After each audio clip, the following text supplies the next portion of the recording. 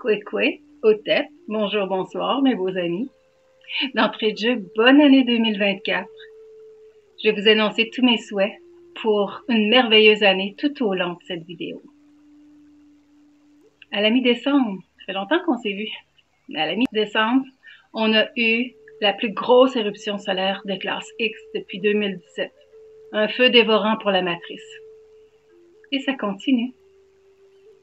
Qui peut arrêter une vague? Quand on regarde la mer, même la plus petite vague qui soit, personne ne peut l'arrêter. Alors, qu'est-ce que la plus grosse vague qui soit, à votre avis? Et qui peut arrêter le soleil? D'ailleurs, la nature est éternelle et prend bien soin d'elle-même. Elle est équilibrée, en harmonie. En fait, si c'était pas de l'interférence des hommes qui en abusent, elle se porterait très bien. Obtenir le consentement est pourtant une loi de l'univers, mais le régime patriarcal de l'ère du poisson ne demande pas, il se sert.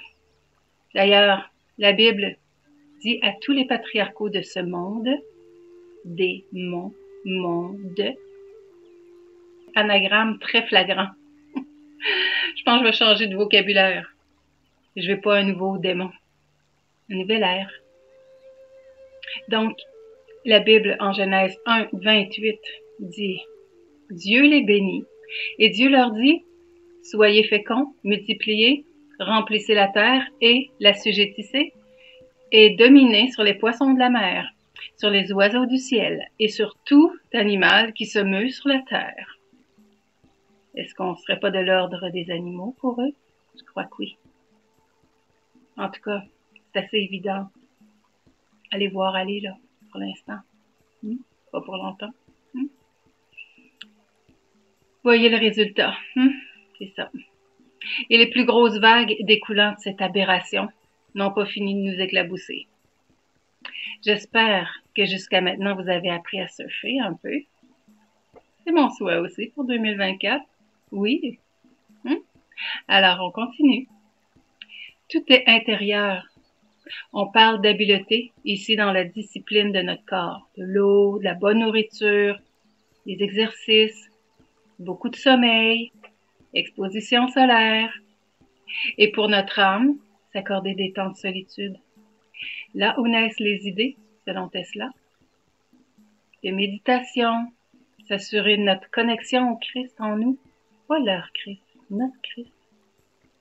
Vivre selon notre nature christique, dans toute notre authenticité et selon les lois de la nature, évidemment. Plus nombreux on sera, plus efficacement on changera la ligne de temps. Pas le monde, non, pas de démon, non. La ligne de temps. Soyez dans la gratitude de ce que vous puissiez faire partie du processus qui nous propulse ensemble vers la 5e dimension, dans l'ère nouvelle. Ce qui s'en vient est pas mal plus grand que nous. Alors, c'est notre connexion avec ce qui est plus grand qui déterminera si on la surfe ou pas. Quand la plus grande turbulence arrivera, une grande lumière nous traversera. Elle entrera et sortira de nous, ce qu'on nomme Taurus. Lumière toroïdale. J'ai sûrement quelques photos là, que je vais vous mettre à gauche, à droite. Accueillez. Donnez votre consentement à ça. Et parce que tout est énergie, en haut comme en bas, les flashs solaires sont notre travail intérieur. Intense en haut comme en bas. Il y a 2 façons de vivre les fortes activités solaires. Et c'est là où il faut porter notre attention, notre focus. Soit s'élever avec elle ou descendre dans les abîmes. C'est ce que le vieux système est en train de faire. Sagaru, pas que je le suive là, mais il dit que les éruptions solaires vont continuer à faire ressortir ce qu'il y a de meilleur en vous ou le pire en vous. C'est pourquoi il faut comprendre que c'est un travail intérieur. Donc, pour 2024, ne pas résister, s'abandonner au processus et autoriser la lumière à vous traverser et à faire son œuvre, son chef-d'œuvre. Tesla a dit, "In the universe, there is core from which we obtain knowledge, strength and inspiration." Dans l'univers, il existe un noyau, à partir duquel nous obtenons des connaissances, de la force et de l'inspiration. On est le miroir de l'univers. Donc, connaissance, force, inspiration. On a tout ça en nous. Et notre univers intérieur. Et dans l'espace intergalactique, les planètes se mettent aussi de la partie. Celle qui se cache derrière notre beau soleil a quelque chose à voir. Elle apportera son lot de turbulences, mais pour l'instant, elle est un grand mystère. Et c'est sa place. On l'appelle planète X ou Nibiru.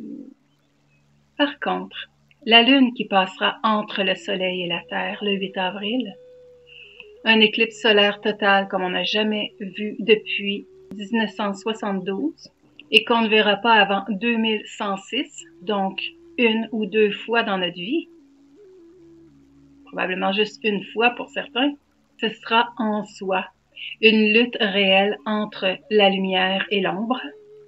Et en 4 minutes 28,1 secondes, l'ombre couvrira l'Amérique centrale et l'Amérique du Nord. Watch out!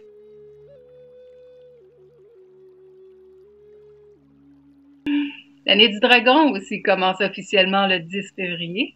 Alors, attendons-nous à du spectaculaire, des surprises. C'est lui qui ouvre les festivals, hein? Le dragon. Des événements qui pourraient changer le cours des choses. Ces passages ont toujours amené des changements profonds et l'expansion de la conscience humaine. Par exemple, en 1928, découverte de la pénicilline. 1940, la France sous Hitler. 1964, les Beatles, la musique qui devient un commerce et la génération des baby boomers qui s'en est suivie. 1976, Parti indépendantiste de Québec Inc. En l'an 2000, tous se souviennent du bug de l'an 2000. 2012, fin du calendrier Maya, fin d'un monde. L'ésotérisme prend son essor. 2024 marquera aussi les mémoires. J'en ai une petite idée. Depuis qu'on s'est vu, un matin, je me suis mise à lire les psaumes qui se lisent pendant les fêtes, là, les fêtes juives, là, pour voir, par curiosité, parce que je vous avais donné la référence en tant que Hallel dans ma dernière vidéo. Le mot hébraïque Hallel, justement, veut dire louange, éloge ou chant de louange. El, c'est leur Dieu, E-L. Si vous n'avez pas été curieux, ben moi, ce matin-là, oui. Donc, les psaumes 113 à 118. À la lumière de ce que je vous ai dit, je lisais le mot Israël avec sa signification, ceux qui luttent avec Dieu. Ok, j'avais toujours ça en tête, Israël, ceux qui luttent avec Dieu. À la lumière de ce qui se véhicule dans l'avancement spirituel en général, Israël qui est en guerre en ce moment, lutte-t-il avec Dieu? Eh oui, leur Dieu. Quand j'ai lu Dieu dans les cieux, c'est bien le Dieu des Sémites qui est loin comme ça. Et ensuite, j'ai pensé aux roquettes, aux missiles, etc.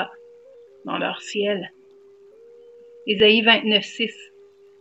Tu seras visité de par l'Éternel des armées, avec tonnerre et tremblement de terre, et une grande voix avec tourbillon et tempête, et une flamme de feu dévorant. Voilà l'Éternel des armées. Je parle d'Israël, mais son adversaire Gaza le vénère aussi. Le Dieu de la guerre. En fait, toutes les religions écrites à partir de 120 après Jésus-Christ, oui, 120 après Jésus-Christ. Jésus-Christ était là les premières 33 ans, ou à partir de cette 33e année, mais tout ça a été écrit après, 120 ans après. soit le catholicisme, l'islam et le christianisme vénèrent le dieu du vent et de la guerre. Ensuite, Rose-Croix et franc-maçonnerie, comme mouvement tierce, s'y sont ralliés pour dominer la terre. C'est le même Dieu. Il ne faut pas dénigrer leurs adeptes, par contre, les brebis du troupeau, qui croient suivre la bonne voie, la voie du salut. Car c'en est une de croissance personnelle. Si ça les rend bons et charitables, ils remettent rien en question. Non. Parce que la foi est la ferme assurance des choses qu'on ne voit pas. C'est un verset de la Bible, hein? Cependant, avant que ce système de croyance voie jour et que la Bible devienne un best-seller, début du gros commerce globaliste, il faut savoir que l'énergie de vie reconnue de tous les peuples et qui occupe l'espace qu'on voit vide, comme moi je nomme amour, okay, entre les choses, en nous, dans l'espace vide de nos cellules, partout, omniprésence, oui, pas loin dans le ciel, le Dieu des cieux. L'amour est présent. Et ce qu'on n'ose pas appeler Dieu, parce que ce mot a été galvaudé beaucoup, mais c'est bien réel, tangible et authentique. D'ailleurs, plusieurs se réveillent et sortent de la grande illusion. On assiste à un très grand réveil spirituel. C'est juste génial et tout dépend, pour nous, de l'endroit où l'on porte notre attention. Et je vous reviens avec ça. Pour l'instant, j'aimerais qu'on regarde certains mots, parce que vous savez, un mot peut tuer ou donner la vie. Par exemple, signification de certains mots à travers les âges. Le nom de Jérusalem se réfère donc au culte du dieu des Cananéens, Chalem, qui était un dieu populaire dans le panthéon ouest sémitique, divinité de la création. Je spécifie leur création de Adam et Ève, parce qu'il y avait beaucoup de monde avant eux, hein? De l'exhaustivité et du soleil couchant. Donc, la préparation à la nuit. Donc, Israël signifie lutter avec Dieu et Jérusalem, sa capitale, le dieu Chalem. Et quel est ce culte? Je vais juste l'effleurer. Quel est l'ancien nom de Jérusalem?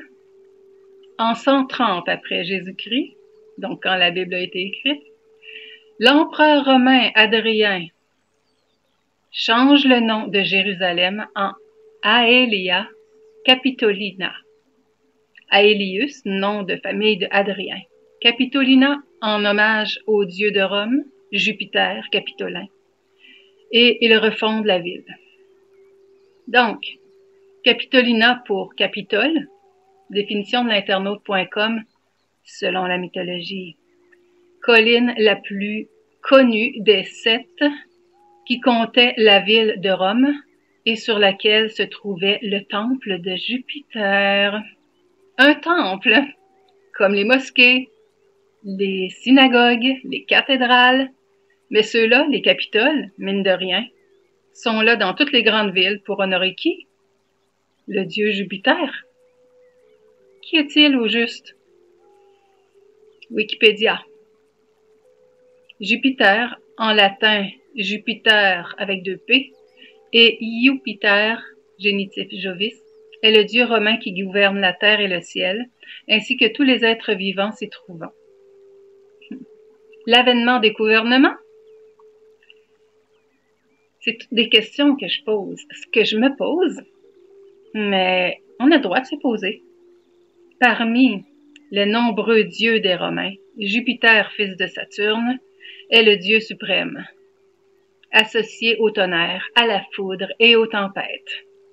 Si on va plus loin encore, vu qu'ils ont tout plagié et perverti la mythologie égyptienne, les Grecs aussi ont fait ça d'ailleurs, ce dieu, en fait, est Seth, qui a tué son père ressuscité ensuite par Isis et qui a tenté de sodomiser son frère Horus, qui est, lui, le vrai Messie. Je passe vite, là. On va y revenir, si vous me le permettez. Donc, Isis et Horus, de la mythologie égyptienne, sont les parents de Seth et Horus. Seth, dans la Bible, est le troisième fils de Adam et Ève après la mort de Abel, tué par Caïn, leurs deux premiers fils, Caïn et Abel. Il y a eu Seth, et la religion a repris le nom exact de Seth en inventant tous les autres pour en faire leur saint patriarche de la lignée de Noé, Abraham, Isaac, Jacob, David et Jésus. Mais Jésus ne vient-il pas du Saint-Esprit? Bref, le dieu Jupiter ou Seth, dieu du vent, des orages et tempêtes, de la guerre. Quand j'ai vu ça, je me suis dit, waouh, on va tous les démasquer. Le dieu romain s'est introduit partout, sans notre consentement. Le bon Dieu des catholiques, des chrétiens et des musulmans. Les capitoles seraient ses temples. De plus, il faut savoir que l'Empire est encore en force. Et enfin, on verra sa chute. On a le prince Charles à sa tête. Une autre bonne nouvelle, le 20 janvier, Pluton est entré en Verseau. Notre beau soleil fait de même. Pluton sera dans le signe d'Air jusqu'en 2044. Il a eu quelques rétrogradations en Capricorne en 2023 et encore une autre petite aura lieu du 1er septembre au 19 novembre 2024. Pluton, planète de la mort et de la résurrection, fait tomber le monde de l'illusion et fait ressurgir quoi? La réalité. Et oui, réalité. On était tout endormis, puis là on se réveille à la réalité. Pluton en Verseau représente le début de la nouvelle ère, l'ensemencement d'une nouvelle chronologie et surtout la libération planétaire qui est déjà commencée. Il y a deux volets. L'un est artificiel et l'autre authentique. Soit nous qui vivons dans la réalité. D'ailleurs, c'est ça l'ère du Verseau. L'être humain a été capturé dans un filet, une matrice. Et de plus en plus, il s'ouvre les yeux et sort de l'illusion et de la troisième dimension. Certains ont vu et retournent à leur divan derrière leur écran, tandis que d'autres, moins nombreux, parce qu'ils ont vu, ne peuvent plus retourner en arrière dans le confort. Ce n'est pas quelque chose de confortable à vivre non plus. C'est dur. On est seul, mais enfin, il y a un espoir de vivre dans une réalité où tous les êtres vivants sont parfaitement heureux de vivre ensemble en harmonie. Et je dirais même plus. C'est ce que j'entrevois en osmose. Comme la volée d'oiseaux, le banc de poissons.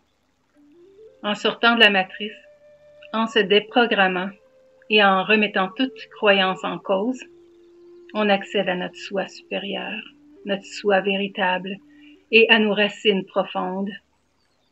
Évidemment, toutes les libérations qui s'ensuivent ne sont pas faciles à vivre, mais on est ensemble, on lâche pas. OK, les beaux amis? Beaucoup de distance se crée avec ceux qui nous entourent, avec qui on a maintenant des esprits contraires. Quand on comprend le subterfuge même de la spiritualité la plus profonde, la plus répandue. Avec ses adeptes, il faut savoir se pardonner mutuellement et trouver un terrain d'entente. Ils ont appris les bonnes valeurs à la base, après tout. Si c'est impossible avec vos proches, il serait souhaitable de s'organiser pour partir, pour les quitter, idéalement pour s'éloigner d'un environnement toxique où nos vibrations sont compromises. Nous sommes des êtres sensibles et des fois, émotivement, ça fait de la peine et notre corps se contracte. C'est dur sur le système nerveux. Alors, dans ces cas-là, et toutes les causes de stress et d'anxiété, ma recommandation est d'aller vous plongez dans la nature, où vous trouverez votre rythme naturel. La nature reflètera son harmonie, son équilibre. Enfin, on fait partie de la nature. Son rythme viendra sur vous. L'humain a un réel besoin de se grounder à la terre. Peu importe la situation, la grâce de la grande énergie amour nous accompagne. Ceux qui nous accompagnent sur d'autres plans verront à notre sécurité. Rien n'est laissé au hasard. Une de nos amies abonnées me posait la question, Sylvana, Joa, bonjour, pourquoi ne plus parler de Jésus? Avez-vous été menacé? Je pense qu'ils veulent qu'on parle de Jésus. Non, certains voudraient me faire tomber par leurs paroles méchantes du genre « Tu parles d'amour, petite machiette, et tu me fais rire de toi. »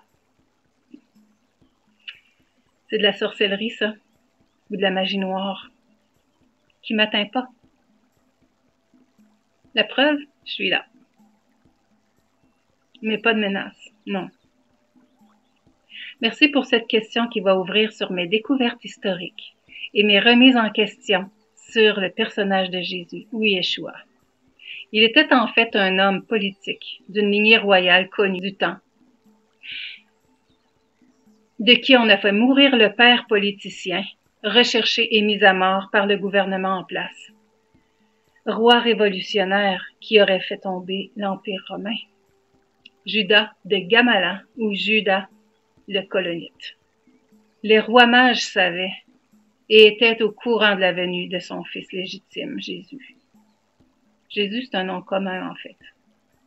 C'est pourquoi on a tant essayé de lui faire avouer qu'il était le roi des Juifs pour le mettre à mort. Et c'est ce qu'on a fait. Vous voyez ça peut-être comme grave, ce que je vous dis là. Mais si c'est pour ébranler quelques esprits enchaînés, c'est tant mieux, c'est très bien.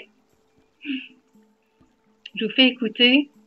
Les religions importées sont un frein pour le développement de l'Afrique avec patriarche Biloa Ayessi. Et lorsqu'on prend la peine de faire de vraies recherches, on tombe sur le nom du père biologique de Jésus, que je me permets de donner aujourd'hui. Le père biologique de Jésus, et il s'appelait Judas de Gamala. Comment c'est ça? Comment c'est tout ça, patriarche? Mais il y avait des historiens du temps de Jésus. Il y avait des historiens. Et il y avait Flavie Joseph, par exemple, qui était historien du temps de Jésus. Et effectivement. Et c'est eux qui révèlent tout ça. Mais on prend la théologie comme des faits historiques. Non. J'ai dit, le père biologique de Jésus s'appelait Judas de Gamala ou Judas le Golonite. Voilà ce que les historiens du temps de Jésus donnent. Avec Marie, qui s'est accouplé avec Marie et qui a donné Jésus, s'appelait Judas de Gamala et qui a été tué lors du recensement. On fait référence de ce recensement, on dit que Jésus est resté, ses parents sont partis après, ils ont fait demi-tour. Le type qui a fait les troubles dans ce recensement, c'était le père de Jésus. Et il a été tué, il a été assassiné. Et le père de Jésus était un homme politique. On n'attendait pas des sauveurs spirituels, on attendait un sauveur politique. Et on a transformé que Jésus est devenu le sauveur spirituel. Non. Le père de Jésus était un homme politique. Donc Marie n'a jamais conçu du Saint-Esprit. Mais le Saint-Esprit n'a pas de sexe. C'est comme qui dirait, tout le monde le sait, comme on discute sur le sexe des anges. Les anges n'ont pas de sexe. Un esprit n'a pas de corps. Et Dieu, le vrai, ne viole jamais sa loi. Dieu a voulu que, pour qu'il y ait procréation, il faut une union d'un homme et d'une femme. Lorsque on parle du déluge, l'histoire du déluge, on vous dit, on a demandé à celui qui avait fait là, Noé, de prendre les animaux, comment? Mâle et femelle, n'est-ce pas? De mettre dans l'arche. Mais pourquoi on n'a pas dit, Dieu n'a pas dit à ce monsieur, écoute, laisse ça, tout ça, ça va mourir. Si vous lisez l'évangile de la paix de Jésus-Christ par le disciple Jean, vous allez comprendre que Spinoza avait raison. Parce que dans cet évangile de la paix de Jésus-Christ par le disciple Jean, il est affirmé, et je vous ferai lire cet évangile, et qui est au Vatican, avec les références de classement dans la bibliothèque du Vatican, qui dit que c'est la terre qui est notre mère. C'est la terre qui est notre mère. Vous voyez le titre de la vidéo? Les différentes religions sont un frein au développement sur leur continent. Posez-vous la question, y a-t-il un seul continent qui n'a pas été envahi par le judaïsme, le christianisme et l'islam? Avec le contrôle caché des rosicruciens, des loges maçonniques et des khazars. Pour en revenir au Capitole implanté partout, l'Empire romain n'est jamais tombé et c'est Charles III, l'imposteur, et l'illégitime qui est à sa tête. Bon, c'est beaucoup, hein? Fini avec ça. Je vais demander si je peux mettre aussi sur ma chaîne la suite de Les voleurs de terre pour vous montrer jusqu'à quel point ils s'incrustent et se donnent tous les droits, sans consentement. Ils prennent les terres des Premières Nations. Voilà qui boucle la boucle à mon sujet. Partagez, likez, abonnez-vous. Et si vous appréciez, dites-moi si vous aimeriez que je développe un peu sur l'imposture en question. Il se passe beaucoup de choses énergétiquement dans votre corps. Alors, offrez-vous une petite escapade en nature pour bien intégrer les codes de lumière qui changent notre ADN vers l'être divin que nous sommes. Portez-vous bien. Je vous aime. Bye.